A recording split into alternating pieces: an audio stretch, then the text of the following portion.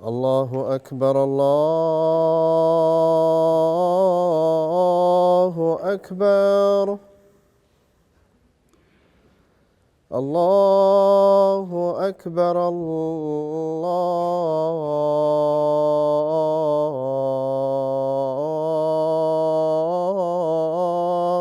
أكبر. أشهد أن لا إله إلا الله.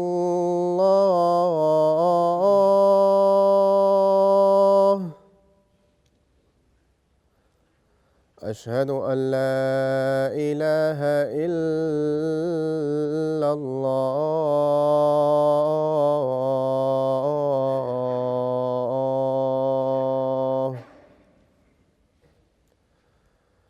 أشهد أن محمدًا رسول الله.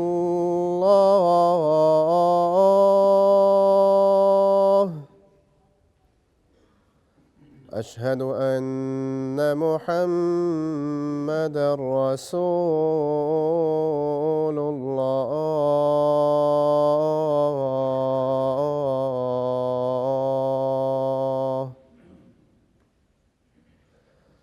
حي على الصلاة.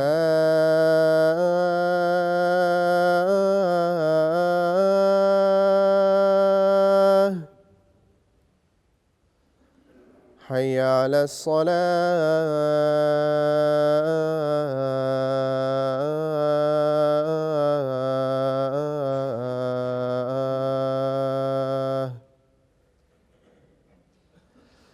حي على الفلاح.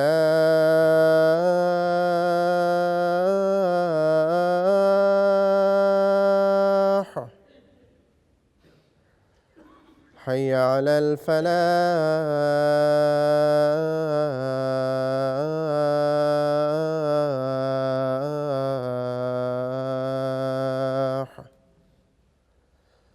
الله أكبر الله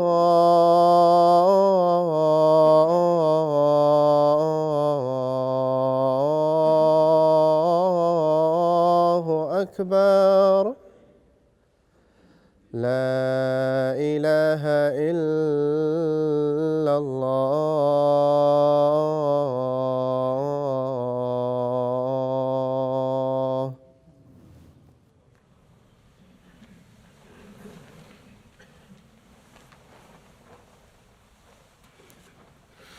السلام عليكم ورحمة الله.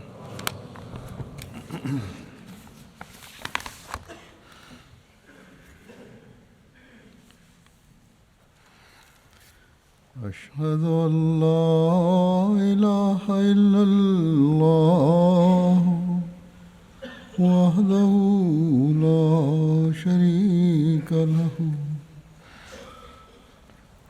وأشهد أن محمدًا عبده ورسوله. أما بعد فأعوذ بالله من الشيطان الرجيم. بسم الله الرحمن الرحيم. الحمد لله رب العالمين. الرحمن الرحيم. مالك يوم الدين. إياك نعبد وإياك نستعين. اهدنا الصراط المستقيم.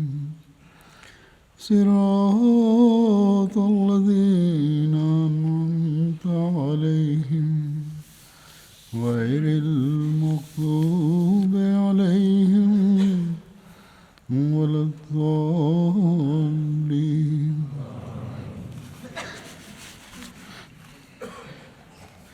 يا أيها الذين آمنوا اتقوا الله ولتنظر نفس ما قدمت لغد واتقوا الله إن الله خبير بما تعملون ولا تكونوا كالذين نسوا الله فأنساهم أنفسهم أولئك هم الفاسقون.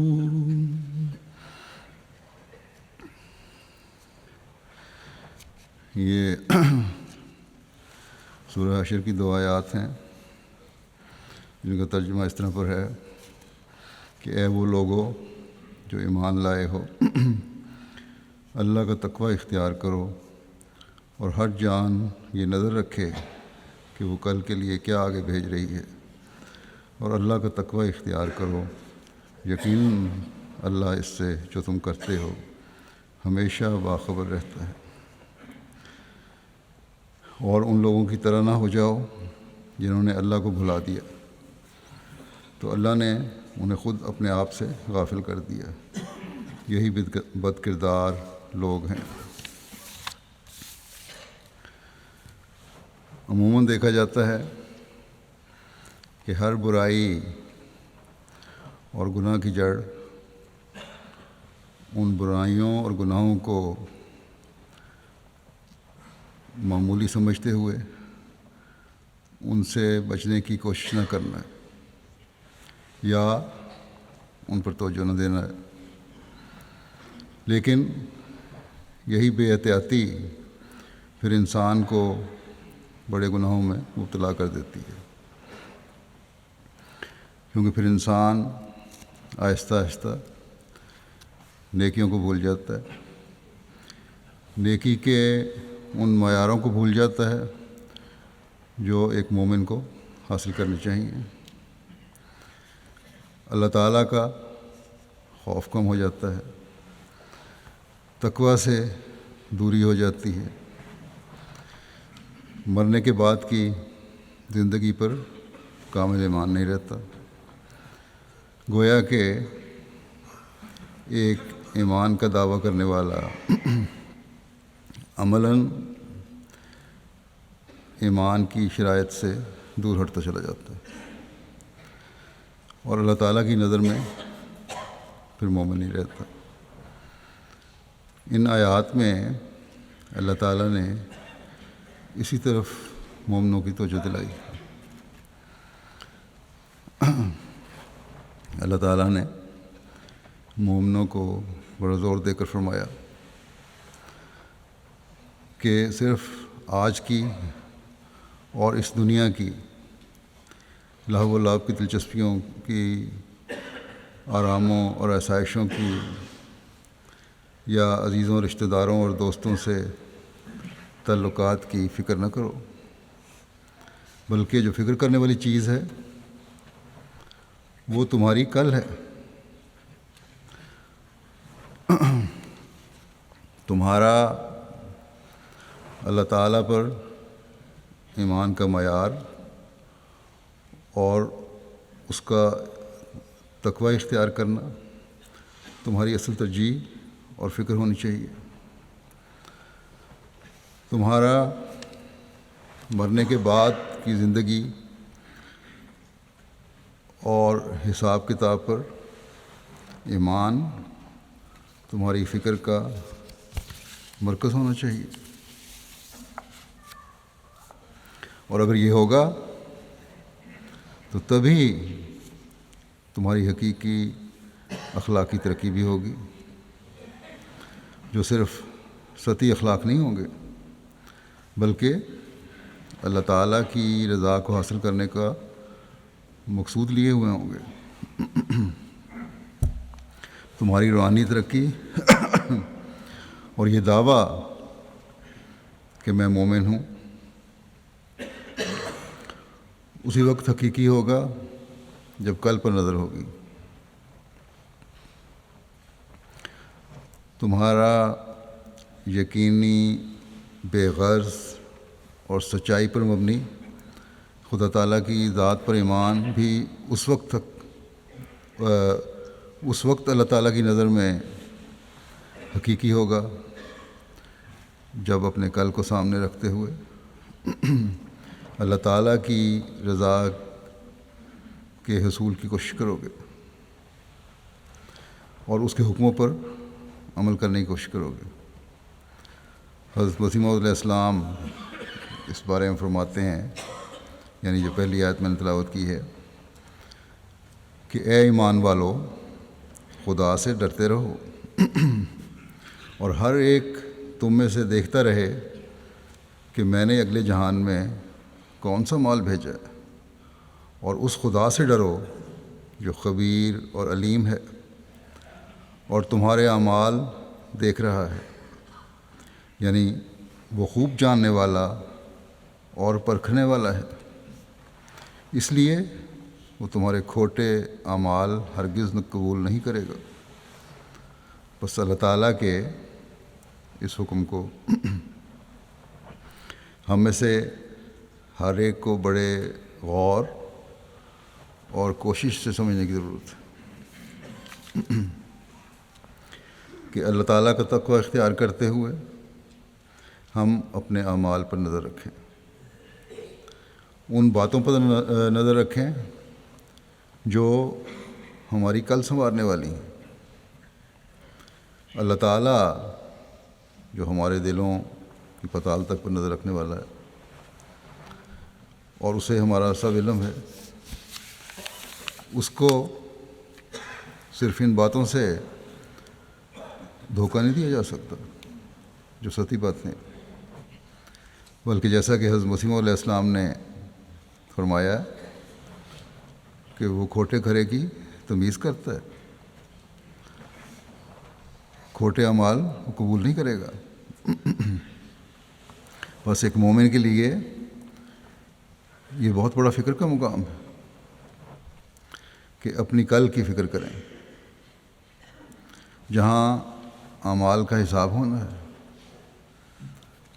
غیر مومنوں کی طرح ہم صرف اس دنیا ہی کو سب کچھ نہ سمجھ لیں، بلکہ حقیقی کامیابیوں کو حاصل کرنے کے لیے تقوی پر چلیں۔ حضرت خلیفۃ المسیح اول رضی اللہ تعالیٰ عنہ فرماتے ہیں کہ دنیا و عقبہ میں کامیابی کا ایک گر بتایا ہے اللہ تعالیٰ نے کہ انسان کل کی فکر آج کرے، اس سے دنیا میں بھی سنوار پیدا ہوگا اور آخرت کی زندگی میں بھی سنوار پیدا ہوگا۔ پھر آپ نے فرمایا کہ قرآن پاک کی تعلیم وَلْتَنْظُرْ نَفْسٌ مَا قَدَّمَتْ لِغَدٍ پر عمل کرنے سے نہ صرف انسان دنیا میں کامیاب ہوتا ہے بلکہ عقبہ میں بھی خدا کے فضل سے سرخرو ہوتا ہے۔ ہم کبھی آخرت کے لیے سرمایہ حیات جمع نہیں کر سکتے جب تک آج ہی سے اس دارالقرار کے لیے تیاری نہ شروع کر دیں۔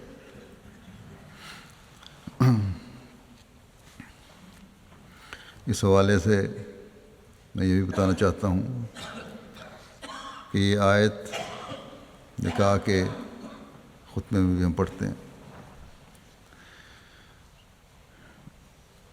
یہ نکاح کے خطبے میں پڑھنے والی آیات میں سے سب سے آخری آیت۔ اللہ تعالیٰ نے نکاح کے خطبے میں پڑھی جانے والی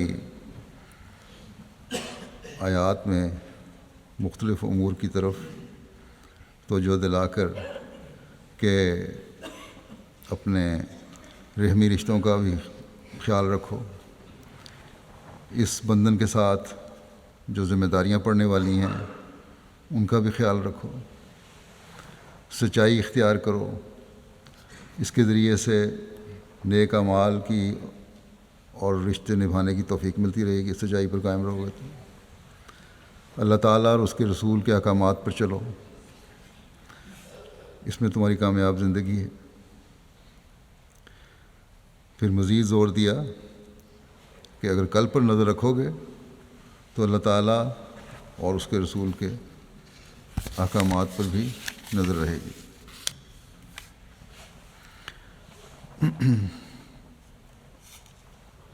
اب اللہ تعالیٰ اور اس کے رسول کے بے شمار احکامات جو آئلی معاملات کو خوبصورت بنانے میں کردار ادا کرتے ہیں، اگر انسان غور کرے تو اس کا فائدہ انسان کو ہی ہے، جیسا کہ حضرت خلیفہ اول نے بھی فرمایا کہ دنیا بھی سنور جائے گی اور عقبہ بھی سنور جائے گی۔ اس دنیا میں گھریلو زندگی بھی جنت نظیر بن جائے گی، اور اللہ تعالیٰ کے حکموں پر عمل کرنے سے آخرت کے انعامات بھی ملیں گے۔ پھر صرف اپنی ذات تک ہی نہیں، بلکہ اس وجہ سے اولاد بھی نیکیوں پر چلنے والی ہوگی۔ گویا صرف اپنی کل نہیں سنوار رہے ہوں گے، بلکہ اگلی نسل کی کل کی بھی ایک حقیقی مومن ضمانت بننے کی کوشش کرے گا۔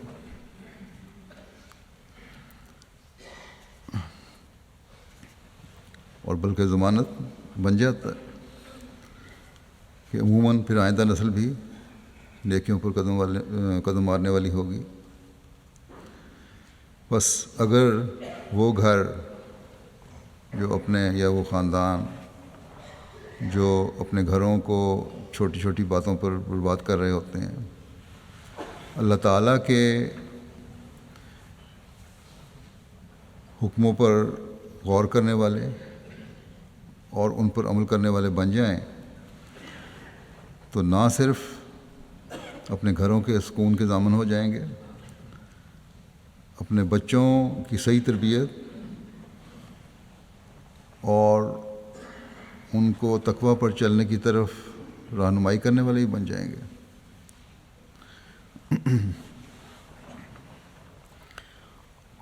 اور ان کی زندگیاں سنوارنے والے ہی بن جائیں گے۔ بلکہ اللہ تعالیٰ کے انعامات اس دنیا میں بھی اور آخرت میں بھی حاصل کرنے والے بن جائیں گے۔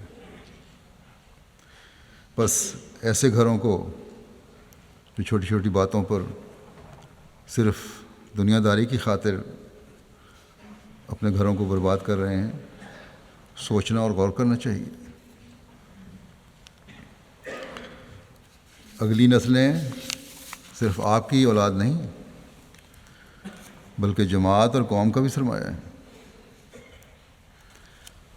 ان کو صحیح راستے دکھانا ماں باپ کا کام ہے، اور یہ تبھی ہو سکتا ہے جب ماں باپ اپنے آپ کو اللہ تعالیٰ اور اس کے رسول کے احکامات کے مطابق چلانے کی کوشش کرنے والے ہوں۔ اللہ تعالیٰ سب کو اس کی توفیق عطا فرمائے۔ یہ تو ایک پہلو ہے جس کی طرف ہر مومن کو کوشش کرنے کی طرف اللہ تعالیٰ نے توجہ دلائی ہے، عمل کرنے کی طرف، تاکہ اپنی اور بچوں کی دنیا و آخرت سنوار سکیں۔ ہماری زندگی میں بے شمار ایسے مواقع آتے ہیں جب ہم تقویٰ سے کام نہیں لیتے، آخرت پر نظر نہیں رکھتے، اس دنیا کے وسائل اور ضروریات کو ہی سب کچھ سمجھ لیتے ہیں، دنیا کے سہاروں کو اللہ تعالیٰ کے سہاروں پر لاشعوری طور پر ترجیح دیتے ہیں، پھر اپنی کمزوریوں کی وجہ سے، نااہلیوں کی وجہ سے، سستیوں کی وجہ سے اس دنیا کے مستقبل کو بھی برباد کرتے ہیں، اس دنیا میں جو اپنی کل ہے اس کو بھی برباد کرتے ہیں، اور اگلے جہان کی کل کو بھی نظر انداز کر دیتے ہیں۔ یہ نہیں سوچتے کہ اس کے کتنے بھیانک نتائج نکل سکتے ہیں۔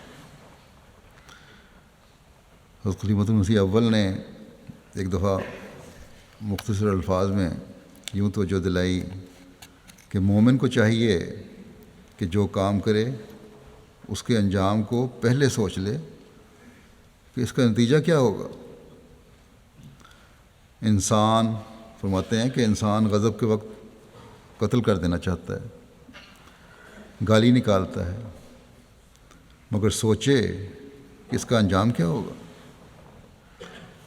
اس اصل کو مد نظر رکھے تو تقویٰ پر قدم مارنے کی توفیق ملے گی۔ اگر ہم دیکھیں تو تمام برائیاں اور تمام گناہ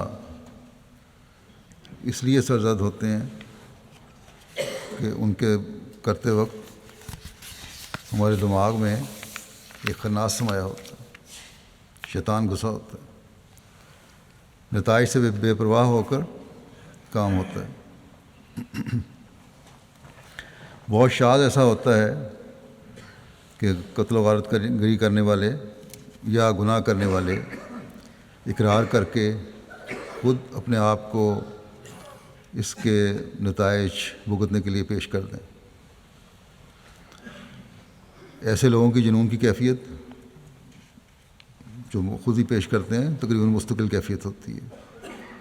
باقی ہر عقل والا، عام عقل والا انسان جب اس جنونی کیفیت سے باہر آتا ہے تو اپنے آپ کو بچانے کی کوشش کرتا ہے۔ عادی مجرموں کا معاملہ تو اور ہے، وہ بھی اس کے علاوہ ہیں۔ یہاں اللہ تعالیٰ ایسے لوگوں کی بات نہیں فرما رہا جو عادی لوگ ہیں یا بالکل پاگل ہیں، بلکہ ایمان کا دعویٰ کرنے والوں کو فرماتا ہے کہ مومن کی نشانی کل پر نظر رکھنا ہے۔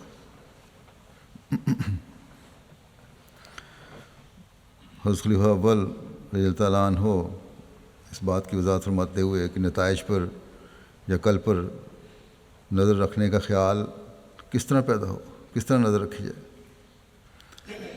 اس کے لیے آپ فرماتے ہیں کہ اس بات پر ایمان رکھے کہ واللہ خبیر بما تعملون، کہ جو کام تم کرتے ہو اللہ تعالیٰ کو اس کی خبر ہے۔ انسان اگر یہ یقین رکھے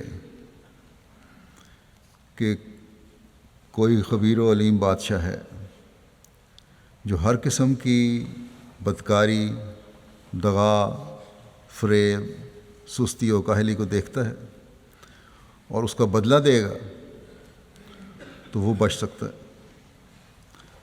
آپ نے فرمایا ایسا ایمان پیدا کرو۔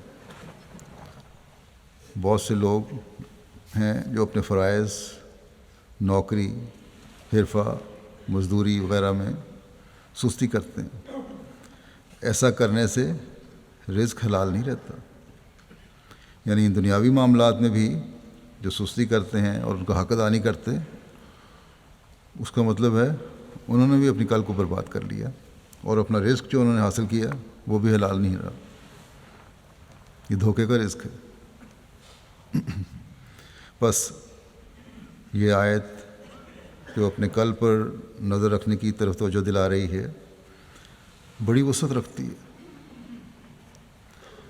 اور ہر قدم پر ایک حقیقی مومن کے پاؤں پکڑ کر کسی معمولی کمزوری اور گناہ کی طرف بھی بڑھنے سے روکتی ہے۔ بس یہ یقین ہمیں اپنے اندر پیدا کرنے کی ضرورت ہے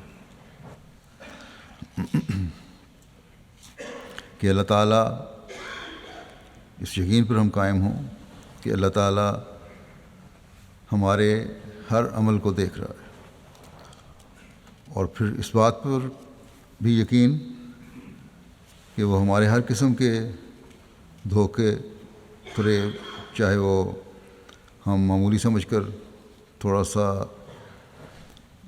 منافع کمانے کے لیے کر رہے ہیں، یا اپنے کام میں سستی دکھا رہے ہیں، یا معاہدے کے مطابق جان بوجھ کر کام ختم نہیں کر رہے کہ شاید اس ذریعے سے کسی کو دباؤ میں لا کر مزید مفاد اٹھا سکیں، تو یاد رکھیں ایسی باتیں خدا تعالیٰ کو پسند نہیں، اور جب خدا تعالیٰ کو پسند نہیں تو پھر اس کا بدلہ، جیسا کہ فرمایا خلیفہ اول نے بھی، اس کا بدلہ ہوگا، اور اس کا بدلہ پھر سزا کی صورت میں ہی ہے۔ بس مومن کو کل پر نظر رکھنے کا کہہ کر اپنے معمولی گھریلو معاملات سے لے کر اپنے معاشرتی، کاروباری، ملکی، بین الاقوامی تمام معاملات پر تقویٰ سے چلنے کی طرف توجہ دلا دی، اور جو تقویٰ پر نہیں چلتا پھر وہ اس بات کو بھی ذہن میں رکھے کہ خدا کی پکڑ میں ایسا انسان آئے گا۔ انسان کو یہ نہیں سمجھنا چاہیے کہ دنیاوی معاملات کا دین سے کوئی تعلق نہیں۔ مومن کے لیے تقویٰ پر چلنے کا حکم ہے، اور تقویٰ میں تمام دینی اور دنیاوی کاموں کو خدا تعالیٰ کی ہدایات کے مطابق بجا لانا ضروری ہے۔ انسان بعض دفعہ سمجھتا ہے کہ دنیاوی نقصان کے ابتلا سے بچنے کی کوشش کرے، مالی منفعت حاصل کر لوں چاہے جو بھی ذریعہ اپنایا جائے، لیکن یاد رکھنا چاہیے کہ کوئی ایسا طریق جس سے دھوکہ دے کر فائدہ حاصل کیا جائے دین سے اور ایمان سے دور لے جانے والا ہے، اور یہ بظاہر دنیاوی معاملہ دینی ابتلا بن جاتا ہے، اور جیسا کہ میں نے پہلے کہا کہ آہستہ آہستہ دین اور خدا سے دور لے جاتا ہے۔ اسی لیے ایک مومن کو ہمیشہ یاد رکھنا چاہیے کہ ایمان کا ابتلا دنیاوی ابتلاؤں سے بہت زیادہ ہے، جس کے نتیجہ میں دنیا اور آخرت دونوں برباد ہو جاتی ہیں۔ بس ہمیں اس سوچ کے ساتھ اپنے دلوں کو ٹٹولتے رہنا چاہیے، اور ہر کام کے انجام پر نظر رکھنی چاہیے کہ خدا تعالیٰ کی، اس لیے کہ خدا تعالیٰ کی میرے ہر کام پر نظر ہے۔ یہ سوچ جب پیدا ہو جائے تو مومن ایک حقیقی مومن بن جاتا ہے، یا بننے کی طرف قدم بڑھا رہا ہوتا ہے۔ اس معیار کو دیکھنے کے لیے کسی جماعتی یا ذیلی تنظیم کے رپورٹ فارم کو دیکھنے اور اس پر انحصار کرنے کی ضرورت نہیں ہے۔ ہر ایک شخص خود اپنے جائزے لے سکتا ہے کہ کیا یہ اس کے معیار ہیں کہ ہر کام کرنے سے پہلے اسے یہ خیال آئے کہ خدا تعالیٰ میرے اس کام کو دیکھ رہا ہے۔ اگر میں نیک نیتی سے اللہ تعالیٰ کی رضا حاصل کرنے کے لیے کام کر رہا ہوں تو اللہ تعالیٰ کا کئی گنا جزا کا بھی وعدہ ہے، اجر کا بھی وعدہ ہے۔ اور اگر نیت بد ہے تو پھر انسان کو یہ سوچنا چاہیے کہ میں اللہ تعالیٰ کی پکڑ میں بھی آ سکتا ہوں۔ جب ہم میں سے ہر ایک ایسی سوچ کے ساتھ اپنے فرائض اور ذمہ داریاں ادا کرے گا اور اس کے لیے کوشش کرے گا تو جماعت کے عمومی معیار جو تقویٰ کے ہیں وہ بھی بلند ہوں گے، اور یہ تقویٰ کا معیار بلند ہوتا ہوا جماعتی طور پر بھی خود بخود نظر آنا شروع ہو جائے گا۔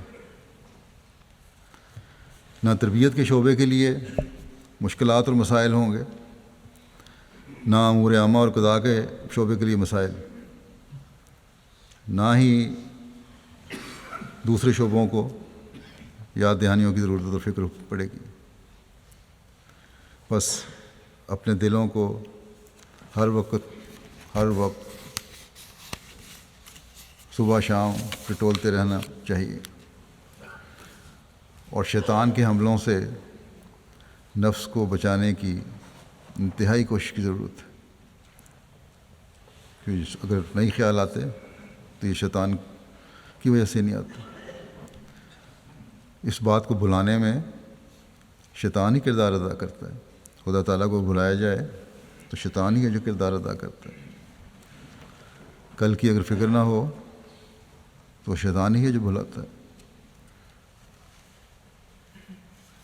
یہ شیطان ہی ہے جو یہ کہتا ہے اس بات کو بھول جاؤ کہ خدا تعالیٰ تمہیں دیکھ رہا ہے۔ اگر ہم جائزہ لیں تو اکثر اس بات کو نہیں سوچتے کہ میرے کام کو خدا تعالیٰ دیکھ رہا ہے اور اس کا انجام کیا ہو سکتا ہے۔ اور یہ سب اس لیے ہوتا ہے جیسا کہ حضرت صلی اللہ علیہ وسلم نے فرمایا کہ شیطان انسان کے خون کے ساتھ اس کے جسم میں چلتا ہے۔ بہت سی بیماریاں انسان کو اس لیے نقصان پہنچاتی ہیں کہ یہ کسی وجہ سے انفیکشن ہو جاتا ہے، اثر ہو جاتا ہے اور خون میں گردش کر رہی ہوتی ہیں، آہستہ آہستہ بڑھتی ہیں اور ایک وقت میں آ کر جسم پر بہت زیادہ اثر ڈالنا شروع کر دیتی ہیں۔ انسان کو شروع میں پتہ نہیں چلتا کہ بیماری نے حملہ کرتی ہے، بلکہ بہت ہی کوئی محتاط ہو، ذرا سی پسلمندی کے بعد وہ ڈاکٹر کے پاس جائے بھی تو ابتدائی حالت میں بعض ڈاکٹروں کو بھی پتہ نہیں چلتا کہ بیماری اندر ہے، خون میں گردش کر رہی ہے۔ اور یہ بیماریاں آتی ہیں جیسا کہ میں نے کہا فضا میں بعض دفعہ جراثیم ہوتے ہیں، ایک دوسرے سے بیماریاں لگتی ہیں۔ اور آج بھی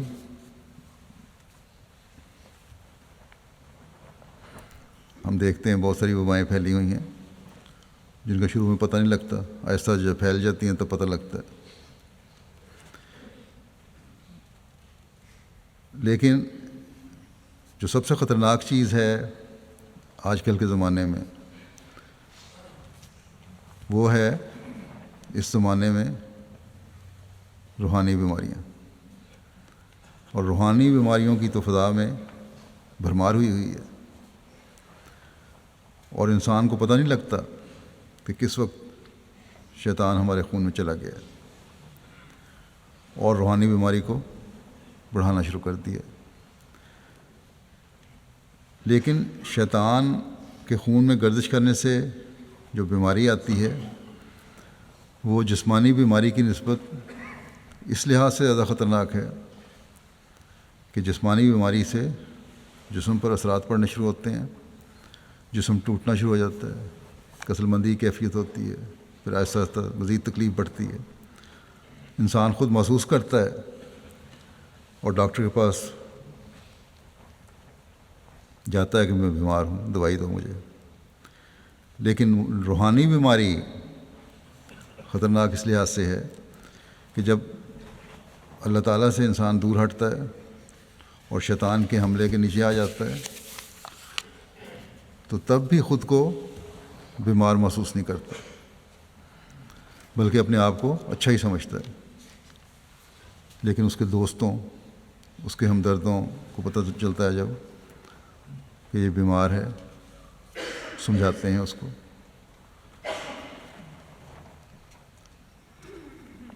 دوستوں کے کہنے پر بھی جو بیماری کی انتہا کو پہنچ جائیں وہ اپنے عزیزوں دوستوں کو غلط سمجھتے ہیں، وہ سمجھتے ہیں کہ میرے دوست مجھے غلط کہہ رہے ہیں اور خود کو بالکل ٹھیک سمجھتے ہیں۔ بس شیطان کا حملہ روحانی بیماری یا روحانی بیماری جو ہے جسمانی بیماری سے بہت زیادہ خطرناک ہے، کیونکہ بسا اوقات اس کے علاج کے لیے انسان تیار نہیں ہوتا۔ دوسرے توجہ دلائیں بھی کہ علاج کروا لو تو اس پر توجہ نہیں ہوتی۔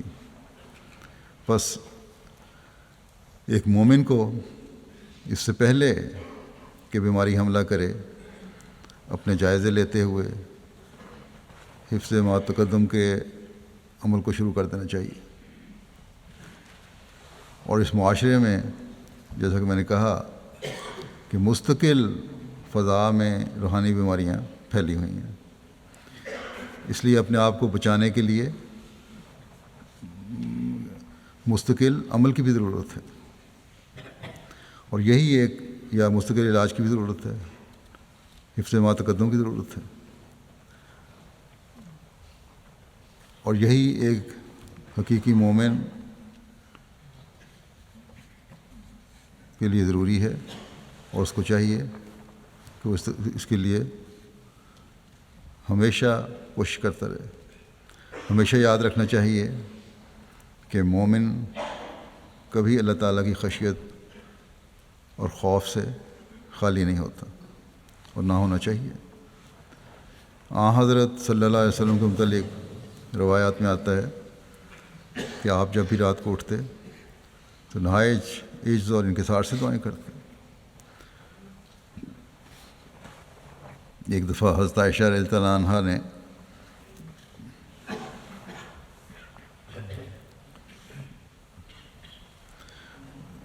آپ کی اسی حالت کو دیکھ کر عرض کیا کہ آپ کو تو اللہ تعالیٰ نے سب کچھ معاف کر دیا ہے، آپ کو اتنی پریشانی کی کیا ضرورت ہے، اتنی خشیت سے اپنے لیے دعائیں کیوں کرتے ہیں، اتنی خشیت کیوں ہے اپنے لیے. بلکہ حضرت صلی اللہ علیہ وسلم نے تو یہی فرمایا تھا، جیسا کہ میں نے کہا کہ انسان کے خون میں شیطان ہے، تو آپ نے فرمایا تھا کہ میرا شیطان مسلمان ہو گیا. یعنی کوئی روحانی بیماری کے حملہ آور ہونے کا، کسی بیماری روحانی بیماری کے حملہ آور ہونے کا سوال ہی پیدا نہیں ہوتا. لیکن آپ نے فرمایا کہ میری نجات بھی خدا تعالیٰ کے فضل سے ہے، مجھے بھی ہر وقت اس کی طرف جھکے رہنے کی ضرورت ہے. بس جب رسول کریم صلی اللہ علیہ وسلم اس سب کے باوجود اس قدر خشیت کا اظہار کرتے ہیں، تو پھر اور کون ہے جو مجھے کہہ سکے کہ مجھے ہر وقت اور ہر کام میں قلب پر نظر رکھنے کی ضرورت نہیں، اور کام کر کے پھر اللہ تعالیٰ کے فضلوں کو تلاش کرنے کی ضرورت نہیں. بس ہر وقت ہوشیار رہنے کی ضرورت ہے، ہر وقت تقویٰ پر چلتے ہوئے اپنے کاموں اور اپنی حالتوں کے جائزے لینے کی ضرورت ہے، ہر وقت اللہ تعالیٰ سے اس کا رحم مانگنے کی ضرورت ہے، ہر وقت یہ خیال دل میں رکھنے کی ضرورت ہے کہ میں نے اپنے ایمان کو کس طرح بچانا ہے. اور اس کی طرف جو اگلی آیت میں نے تلاوت کی ہے اس میں اللہ تعالیٰ نے توجہ دلائی ہے کہ ان لوگوں کی طرح نہ ہو جاؤ جنہوں نے اللہ تعالیٰ کو بھلا دیا، کیونکہ پھر اللہ تعالیٰ ان کو اپنے آپ سے غافل کر دے گا. جیسا کہ میں نے مثال دی ہے کہ روحانی بیماری والے اپنے آپ کو بیمار نہیں سمجھتے، بلکہ ان کے ہمدرد جب ان کو بیمار سمجھ کر ان کا علاج کروانے کی کوشش کرتے ہیں تو وہ الٹا ان ہمدردوں کو بیمار اور پاگل سمجھنے لگ جاتے ہیں. گویا روحانی بیماری ان کو اپنے نفس کی حالتوں کو دیکھنے سے بالکل لاپرواہ کر دیتی ہے، اور پھر نتیجہ سوائے تباہی اور بربادی کہ اور کچھ نہیں نکلتا.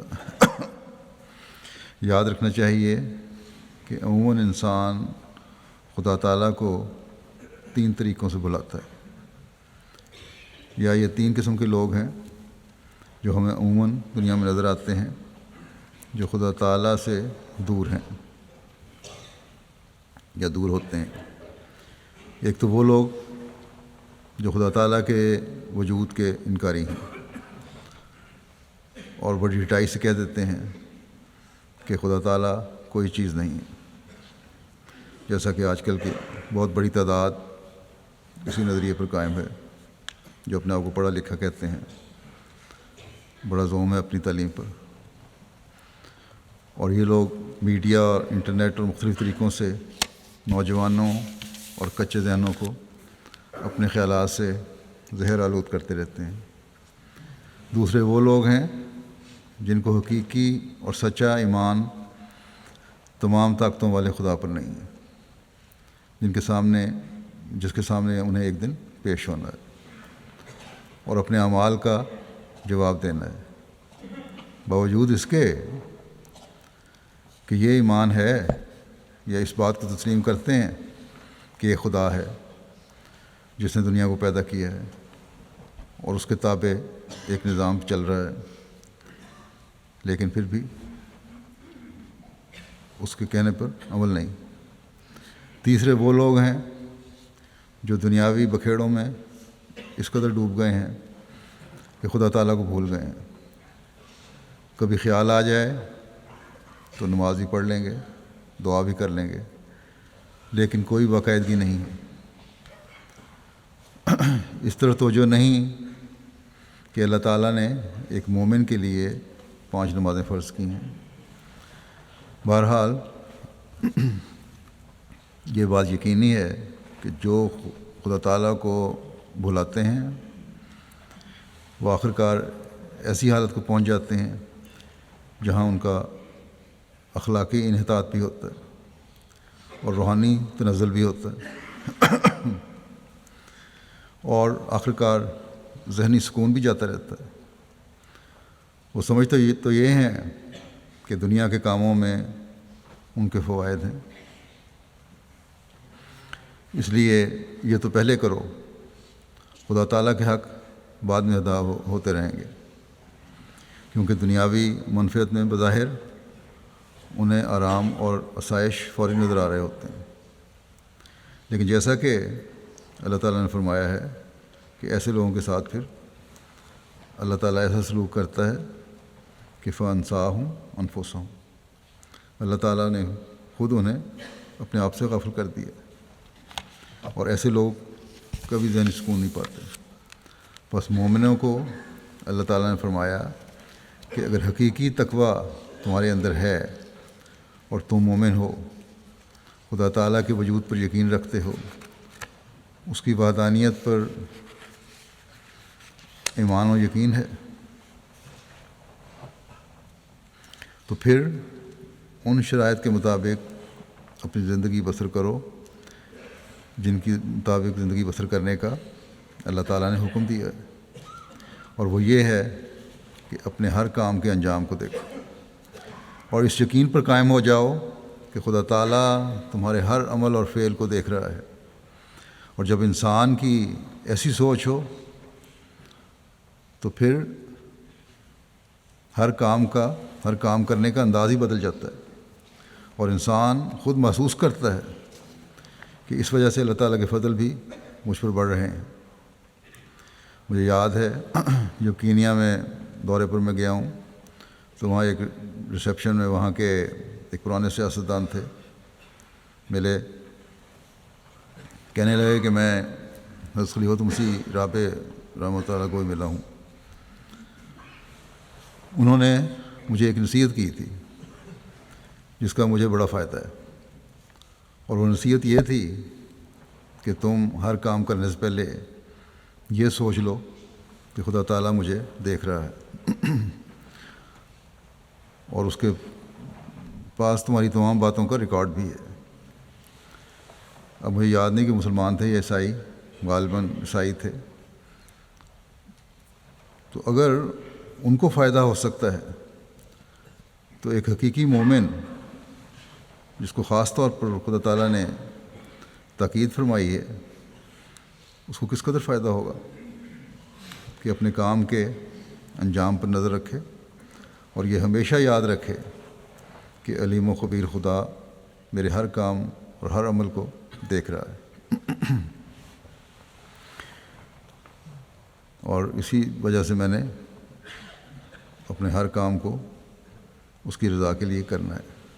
اگر یہ سوچ نہیں ہوگی، خدا تعالیٰ کو بھول جاؤ گے، تو پھر اللہ تعالیٰ فرماتا ہے فاسقوں میں شمار ہوگے۔ بس اللہ تعالیٰ نے یہاں فاسق کہہ کر ایمان کا دعویٰ کرنے والوں کو وعدے کر دیا کہ اگر تقویٰ پر نہیں چلتے، اپنے کل کی فکر نہیں کرتے، اللہ تعالیٰ کے حکموں پر نہیں چلتے تو پھر فاسقوں میں شمار ہوگا، اور فاسق وہ ہیں جو خدا تعالیٰ کی قائم کردہ حدود کو توڑنے والے ہیں، جو گناہوں میں مبتلا رہنے والے ہیں، جو اطاعت سے نکلنے والے ہیں، جو سچائی سے دور ہٹنے والے ہیں۔ بس اگر ہم اپنے جائزے نہیں لیتے، اپنے کاموں کو اللہ تعالیٰ کے بتائے ہوئے معیار پر پرکھنے کی کوشش نہیں کرتے تو بڑے خوف کا مقام ہے۔ حضرت خلیفۃ مسیح اول اس حصہ کی وضاحت فرماتے ہوئے ایک جگہ فرماتے ہیں کہ ایسے لوگوں کی طرح مت ہو جاؤ کہ جن کی نسبت فرمایا کہ نسوا اللہ فانساہم انفسہم اولئک ہم الفاسقون، یعنی جنہوں نے اس رحمت اور پاکی کے سرچشمہ قدوس خدا کو چھوڑ دیا اور اپنی شرارتوں، چالاکیوں، ناعاقبت اندیشیوں، غرض قسم قسم کے ہیلہ سازیوں اور روباہ بازیوں سے کامیاب ہونا چاہتے ہیں۔ روباہ بازی کا مطلب ہے لومڑیوں کی طرح چالاکیاں کرتے ہیں، جو محاورہ ہے اردو میں، بڑا چلاک ہے لومڑی کی طرح۔ پھر آپ فرماتے ہیں کہ مشکلات انسان پر آتی ہیں، بہت سی ضرورتیں انسان کو لاحق ہیں، کھانے پینے کا محتاج ہوتا ہے، دوست بھی ہوتے ہیں، دشمن بھی ہوتے ہیں، مگر ان تمام حالتوں میں متقی کی شان یہ شان ہوتی ہے کہ وہ خیال اور لحاظ رکھتا ہے کہ خدا سے بگاڑ نہ ہو، یعنی خدا تعالیٰ ہر وقت یاد رکھتے ہیں اس کو، اور اس کو مقدم رہتا ہے دوستوں پر بھی اور فائدہ مند چیزوں پر بھی۔ کہ فرمایا مثلا دوست پر بھروسہ ہو، ممکن ہے وہ دوست مصیبت سے پیشتر دنیا سے اٹھ جاوے یا اور مشکلات میں پھنس کر اس قابل نہ رہے کہ کام آئے۔ پھر حاکم پر بھروسہ ہو تو ممکن ہے حاکم کی تبدیلی ہو جاوے اور وہ فائدہ اسے نہ پہنچ سکے۔ اور ان احباب اور رشتہ داروں کو جن سے امید اور کامل بھروسہ ہو کہ وہ رنج اور تکلیف میں امداد دیں گے، اللہ تعالیٰ ضرورت کے وقت ان کو اس قدر دور ڈال دے کہ وہ کام نہ آ سکیں۔ فرمایا کہ پس ہر آن خدا تعالیٰ سے تعلق نہ چھوڑنا چاہیے۔ جو زندگی موت میں ہم سے خدا تعالیٰ سے تعلق نہیں چھوڑنا چاہیے، جو زندگی اور موت میں ہم سے جدا نہیں ہو سکتا۔ زندگی اور موت میں خدا تعالیٰ کا ہی ساتھ ہے۔ فرمایا کہ پس خدا تعالیٰ فرماتا ہے کہ ان لوگوں کی طرح نہ ہو جاؤ جنہوں نے خدا تعالیٰ سے قطع تعلق کر لیا ہے۔ اس کا نتیجہ یہ ہوگا کہ تم دکھوں سے محفوظ نہ رہ سکو گے اور سکھ نہ پاؤ گے، بلکہ ہر طرف سے ذلت کی مار ہوگی، اور ممکن ہے کہ وہ ذلت تم کو دوستوں ہی کی طرف سے آ جاوے۔ ایسے لوگ جو خدا سے قطع تعلق کرتے ہیں وہ کون ہوتے ہیں؟ وہ فاسق اور فاجر ہوتے ہیں، ان میں سچا ایمان نہیں ہوتا۔ یہی نہیں کہ وہ ایمان میں سچے ہیں، وہ ایمان میں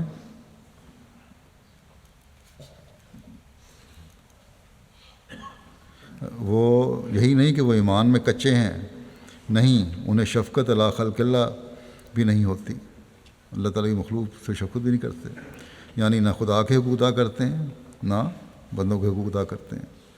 بس ہم میں سے ہر ایک کو کوشش کرنی چاہیے کہ اپنے ہر عمل کو خدا تعالیٰ کے حکموں کے مطابق کرنے کی کوشش کریں، اپنے عارضی فائدوں کے بجائے اپنے قلب پر نظر رکھیں۔ اللہ تعالیٰ ہمیں اس کی توفیق عطا فرمائے۔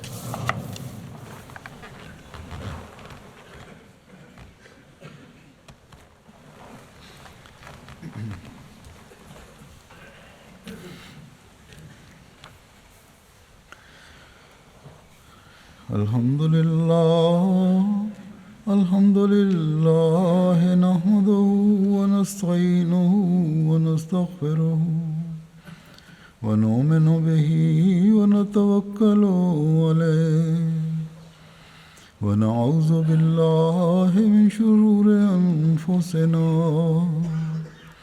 ومن سيئات أعمالنا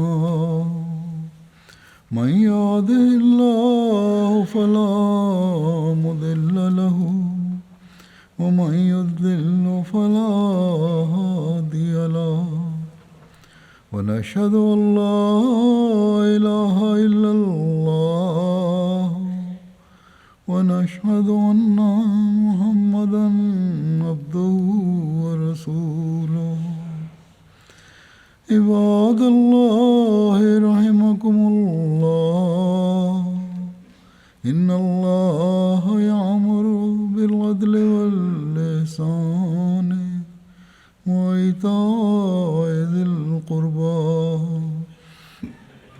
وينهى عن الفحشاء والمنكر والبغي يعظكم لعلكم تذكرون اذكروا الله يذكركم وادعوه يستجب لكم ولذكر الله أكبر.